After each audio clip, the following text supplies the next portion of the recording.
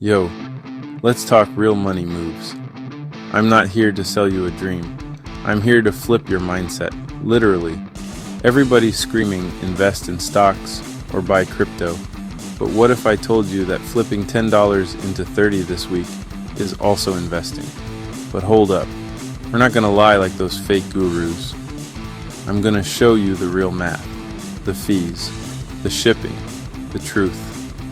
You buy a $10 item, clean it up, list it, and sell it for 50. That's a return on your knowledge, your hustle. That's investing. All right, let's break it down. Honest style. You buy a vintage hoodie for $10 and list it for 50 on eBay. eBay fee $6.45, payment processing $180, packaging $1. Your total cost $19.25. Your profit $30.75. That's a 307% return. Show me a stock that gives you that this week. Now, I'm not gonna play you. This takes effort. You gotta source items, take photos, write listings, ship on time. But that's the point.